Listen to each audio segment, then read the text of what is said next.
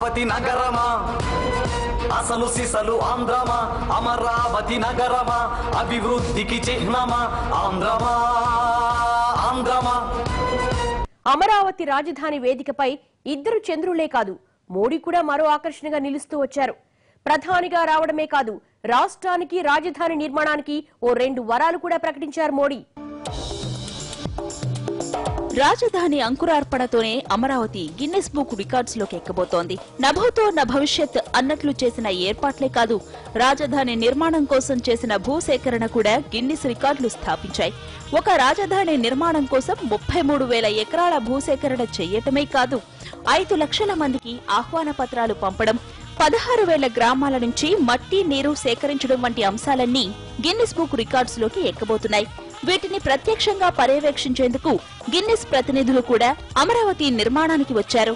నగరమా విశ్వ నగరమా నగరమా అమరావతి నగరమా నీ జన్మమే ఆంధ్రజాతి పునర్జన్మమా పులకించిన పర్వమా అభివృద్ధి ధ్యేయమా ఆంధ్రమా ఆంధ్రమా నగరమా అమరావతి నగరమా అసలు సిసలు ఆంధ్రమా అమరావతి నగరమా అభివృద్ధికి చిహ్నమా ఆంధ్రమా ఆంధ్రమా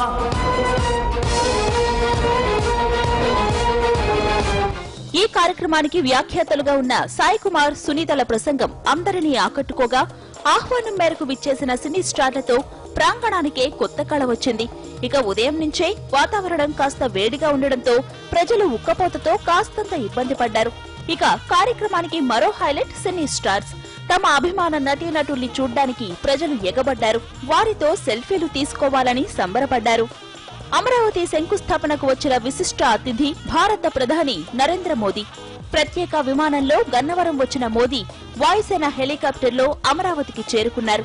మోదీతో పాటు సింగపూర్ మంత్రి ఈశ్వరన్, జపాన్ మంత్రి యొసుగో టకాగి, గవర్నర్లు నరసింహన్, రోసయ్యలతో పాటు కేంద్ర, రాష్ట్ర మంత్రులు కూడా పాల్గొన్నారు.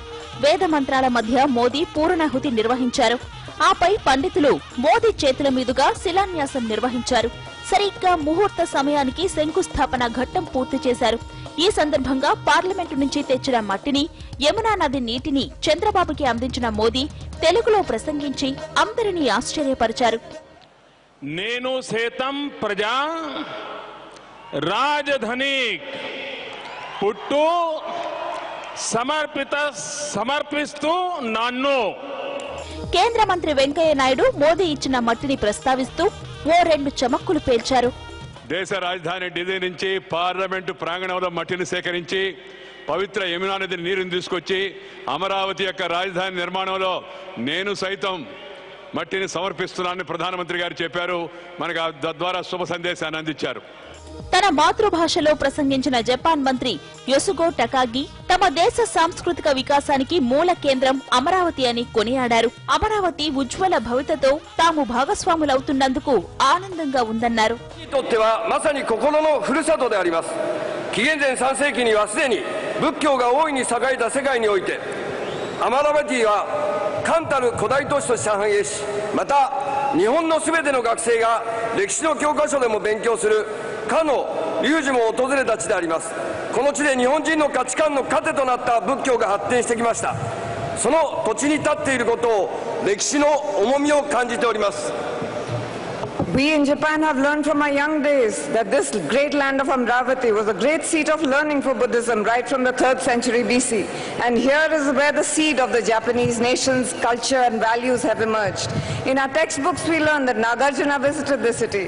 For me to be standing here at this great spot today is a matter of great pride and honor. ఇక సింగపూర్ మంత్రి ఈశ్వరన్ అందరినీ ఆశ్చర్యపరిచేలా తెలుగులో తన ప్రసంగాన్ని ప్రారంభించారు. తెలుగు ప్రజలకు విజయదశమి శుభాకాంక్షలు అంటూ తన ప్రసంగాన్ని ప్రారంభించారు. నమస్కారం. ఆంధ్రప్రదేశ్ ప్రజలందరికీ నా తరపున విజయదశమి శుభాకాంక్షలు. రాష్ట్ర ముఖ్యమంత్రిగా చంద్రబాబు నాయుడు ప్రసంగం కూడా ఆద్యంతం ఆకట్టుకుంది. మోదీ చేతుల మీదుగా ఏం జరిగినా జయమేనంటూ ప్రసంగించిన చంద్రబాబు నాయుడు అమరావతి కూడా అద్భుతంగా విలసిల్లుతుందన్నారు. ప్రజల ఒక బాధ్యత ఈ ప్రభుత్వానికి ఇచ్చారు. ఒక ఆదేశం కూడా ఇచ్చారు, ఒక మంచి రాజధాని కట్టాలని. అందుకే ఈరోజు చూస్తే ప్రజల ఆశలకు అనుగుణంగా ఒక ప్రజా రాజధాని, వరల్డ్ క్లాస్ రాజధాని కట్టడానికి మనం ముందుకు పోతున్నాం. అసాధ్యం అనుకున్నటువంటి 33,000 ఎకరాలు భూమిని స్వచ్ఛందంగా రైతులు ఇచ్చారంటే ఆ రైతులందరికీ శిరస్సు వంచి పాదాభివందనం చేస్తున్నాను. అలాంటి స్ఫూర్తిని చూపించారు. I don't have any doubt. Anything you start, it will be a successful venture. Even Amaravati will be a grand successful. That is what I am expecting. People are wishing.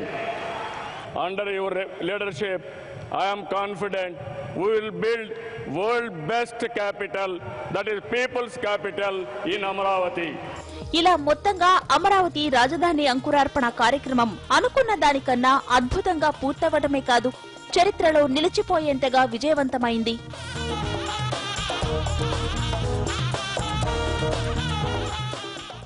ఇది వాళ్ళ స్టోరీ బోర్డ్. మరో అంశంతో మళ్ళీ కలుద్దాం. నమస్తే.